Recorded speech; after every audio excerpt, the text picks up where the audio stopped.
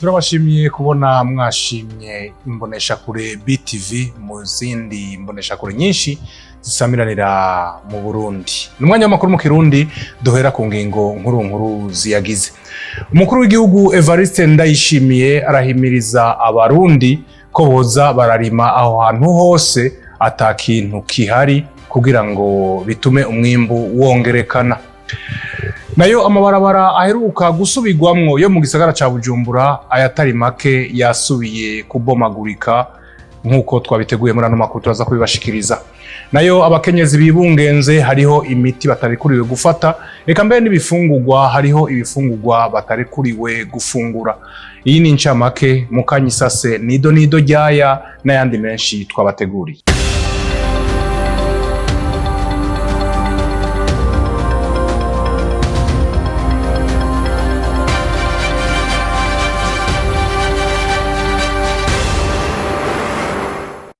Remo Prosper niyo nkuru ndasubiye kubaha ikaze muri ano makuru avugwa kuri Betv kuri uno munsi wa mbere w'igenekerezo rya gatatu ukwezi kwa kane mwaka 2023. Nemeje kubabwira mu ntangamarara umukuru w'igihugu Evariste Ndayishimiye ahimiriza abarundi kurima aho hantu hose atakintu kihateye, hatagira ibiti, hatagira ikintu na kimwe, yuko bohakoresha mu kuharima, ivyo bigatuma umwimbu wongerekana. Yabivugiye mu ntara ya Mwaro aho yariko arayaga na bamwe mu banyagihugu bafashe umugambi wo kurima ku misozi atakintu kiri. Uravye umwimbu ayo mahera urayaronka yo wakose araboneka nuko umuntu ajya akaboneka kukugumizako ndakuye ibihaya nagira se ndahashira ingano hanyuma kw'icenda ndatera nk'ibigori kugira abantu umuntu abanza aruhurire ibiraya nivyo. Uti rero ucuriyumvira uti bwawe ndamahera nasezera biba ntanguye brema natanguriye muhira je mbaje hakurya nabiriya biri hakurya ni Rwanda biriya bigori bigori n'ibiraya ndatanguza nk'ibiro 200 mbona biraduze ndadubuka buke mba rero imyaka nari nagenda suma narabonye ko bigoye ibyo gusuma naho taje natanga ratio naho nako bigoye tongo ngaho kandi hari abantu bakeneye kurima ntakamo batera kuko abatera nyene barabona ko ivyo byose ko mbona turiko turanagwira mbona bigoye gusuma byubuye ubuzima burazimbe bugusuma ciza rero umuntu yorima kabisa.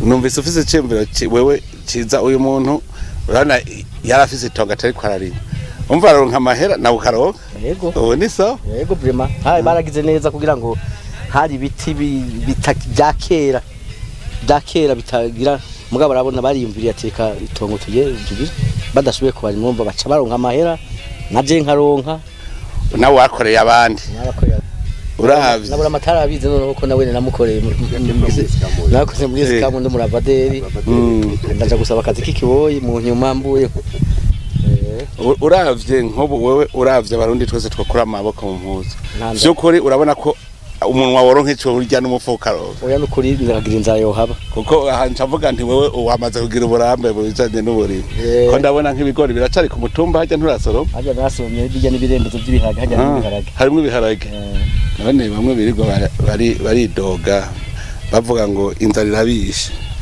babo batera kama kahe oya kamuno batera no gukura amaboko mu mpuzo kuko nta byizana birarondegwa umuntu ashonje aja kwiba mugabo ufise ico wikorako nk'aba tuvuge nk'abaye babona ko badashobora kuharima bakaduha nk'ikindi cyumbiro ciza bagize ndaba hajya hose mbona bo harima injazo wazibonetse yego brema oya twebwe nabona kwino bahijukiro na hasigaye ni hato akabarabara kaja muri quartier Kinogono kaja muri quartier Gasekebuye karageramiwe n'umuferegi wa Kinogono uriko urabomagurika. Ni nkuru ya Peniera Kazemwana. Uwo muferegi witwa Kinogono uri ku kabarabara ka Gasekebuye urageramiye iryo barabara kuko gumubomagurika. Abanyagihugu bahegereye batumenyesheje ko bitagiye kora kubijanye n'imigenderanire kuko ibarabara ryashikiriwe kandi ari mu gihe c'imvura. Ibi biramaze igihe mu bisanzwe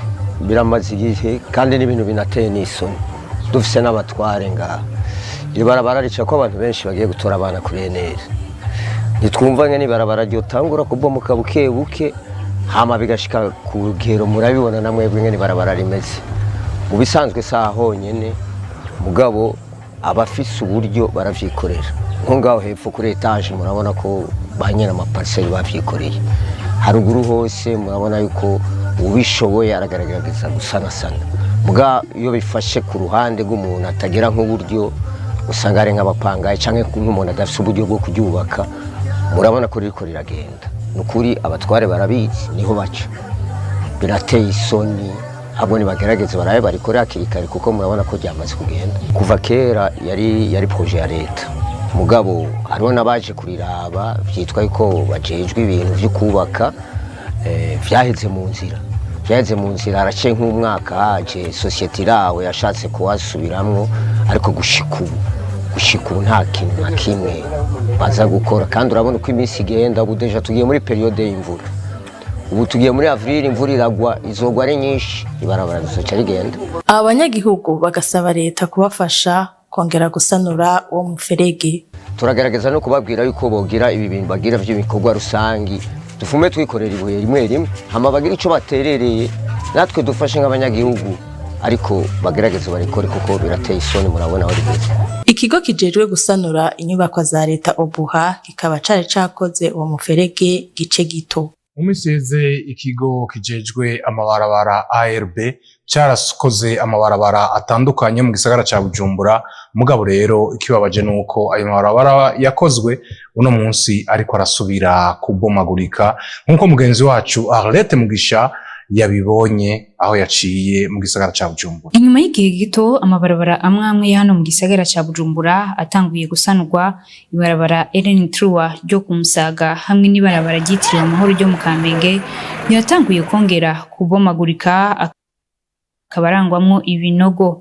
Abenegihugu barangurira imirimo muri ayo mabarabara twaganiriye batumenyesheje ko bibabaje kubona abomose mu gihe gito bati n'amatungo y'igihugu ariko arahahombera. Ibarabara ryasubiye kubomoka kandi nta minsi myinshi heze barikoze. Ikidutangaza sinzi ko ababikora atabuhinga babukwiye bakoresha canke ibikoresho basondeka kugira ibarabara ricarihera atakiringo giheze baheje kurisubiramo. Byoba byiza hamwe hoboneka abantu bakora ibintu babikora neza babikora babikunze kuko abari iterambere ry'abene gihugu bose kandi bizoguma bikenera abantu bose mu gihugu.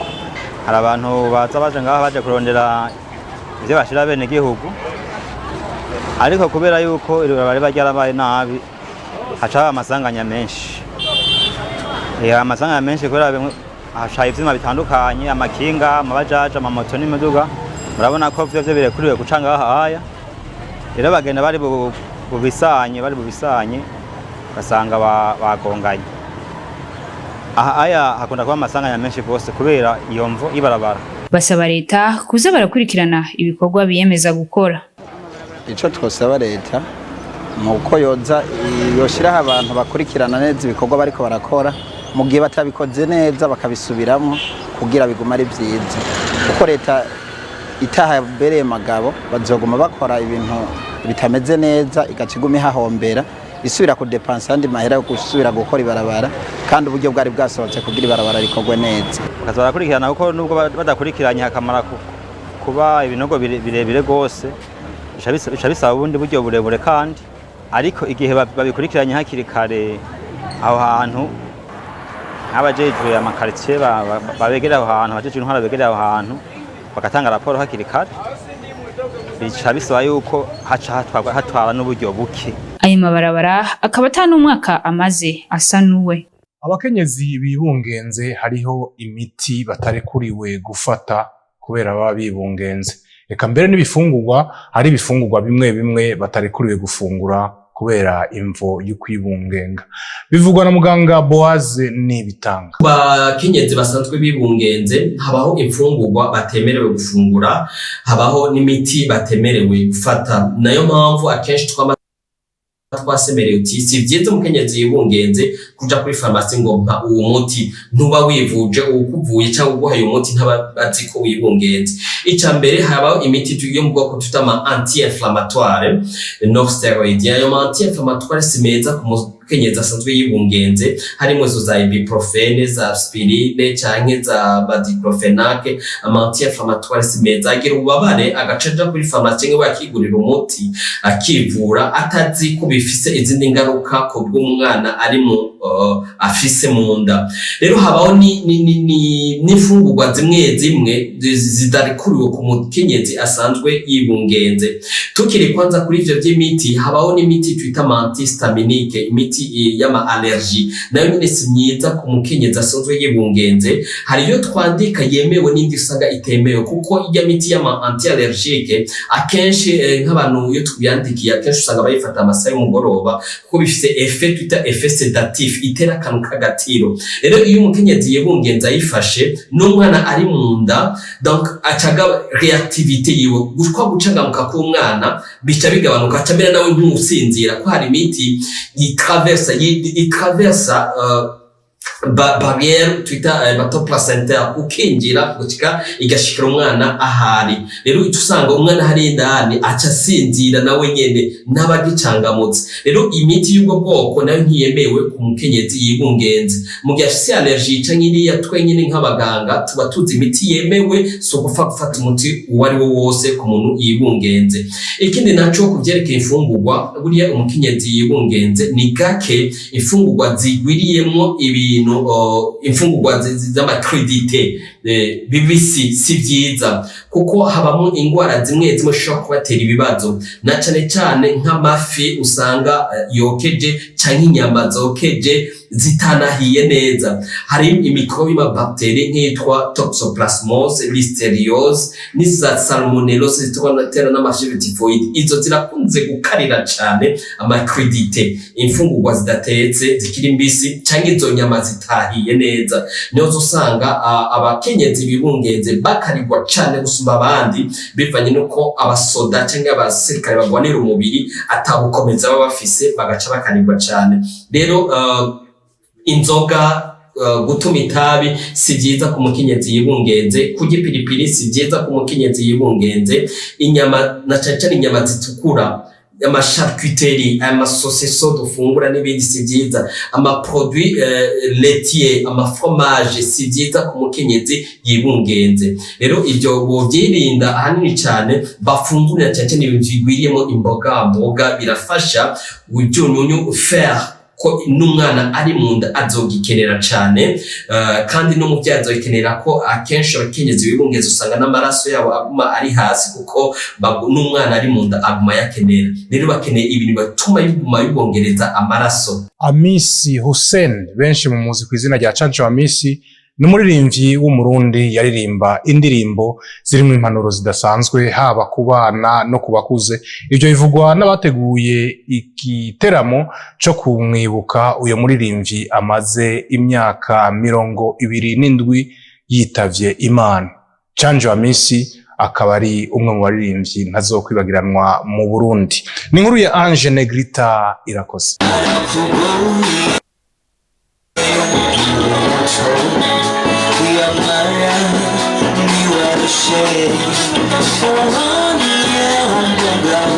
Ibirori byo kwibuka umuhisi Amisi Hussein benshi bazi nka Canco Amisi byahimbajwe kuri uyu wa kabiri Ndamukiza, byatunganirijwe mu ntumbero yo guha agaciro ubutumwa yatanga mu ndirimbo ziwe. Bivugwa na Christian Savye, umwe mu bateguye ico giteramo, akavuga ko hakwiye no kubaho ubwishingizi ku muririmbyi no mu gihe yoba agwaye.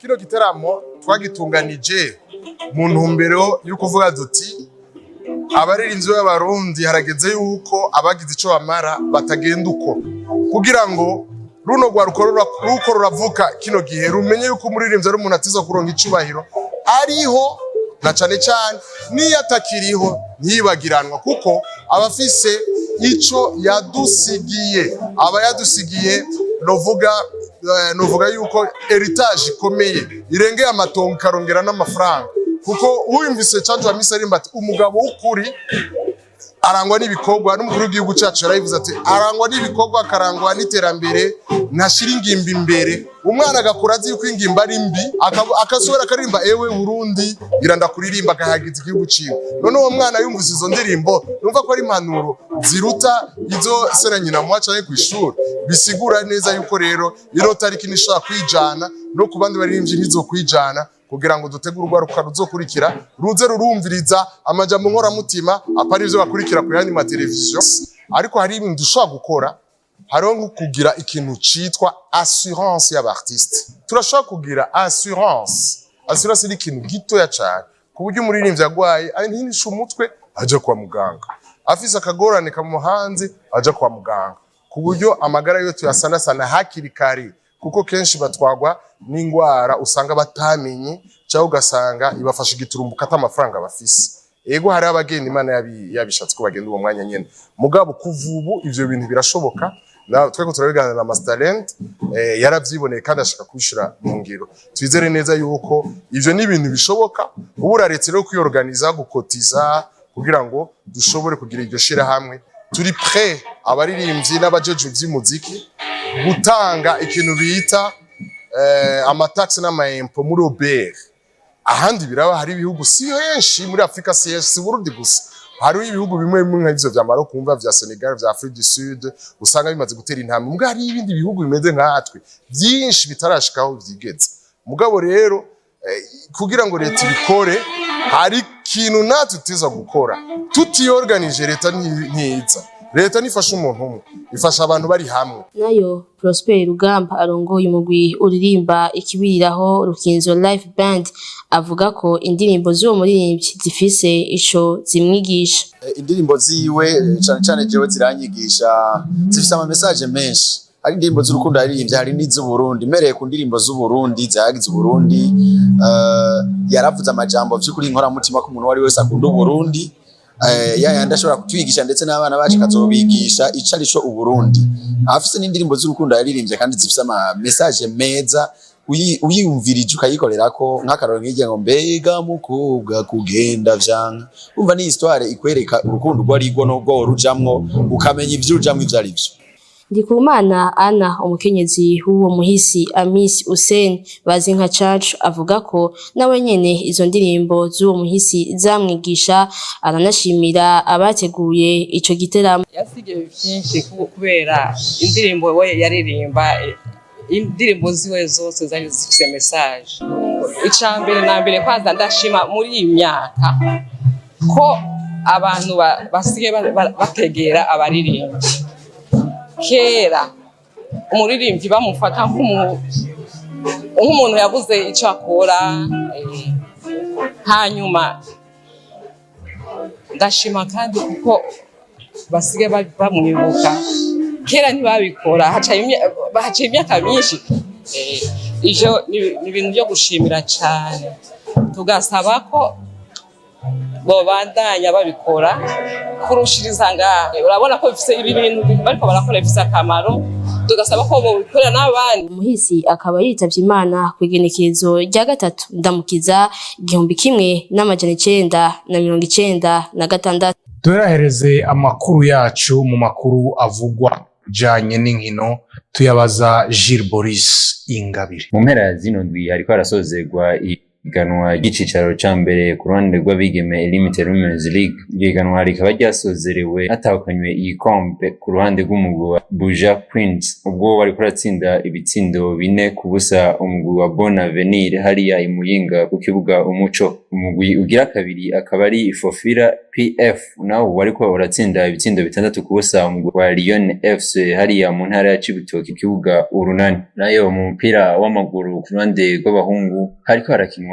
inkino zo mu gice ca 16 gishira icanyuma ya 16e de finale de la Coupe du Président, aho umugwi wa Kayanza United wanganije ibitsindo 2-0 n'umugwi wa Garage Express. Umugwi amaze kuja mu penalty Tiobit, umugwi wa Garage Express ko watsinze ama penalty 4 kuri ama penalty 2 y'umugwi wa Kayanza United. Kayanza United irabandanije mu gice c'8 gishira icanyuma mu gikombe c'umukuru w'igihugu uno mwaka 2023. Kurundi ruhande umugwi wa Aigle Noir wanganije ibitsindo 2-0 n'umugwi wa Buganda City ariko bamaze kuja mu mapenalty umugwi wa Aigle Noir uza gutsinda amapenalty 6 ku mapenalty 5 y'umugwi wa Buganda City gutyo umugwi wa Aigle Noir uba urabandanije mu gice c'8 gishira icanyuma muri iryo higanwa nkuko turubisanga ku rubuga rw'ishami ry'umupira w'amaguru mu Burundi FFB riramenyesha yuko imigwi yose yashoboye kuba ibandanya mu gice c'8 gishira icanyuma muri iryo higanwa rya Coupe du Président de la République hategekanijwe gutogwa uko imigwi izohura mu gice c'8 gishira icanyuma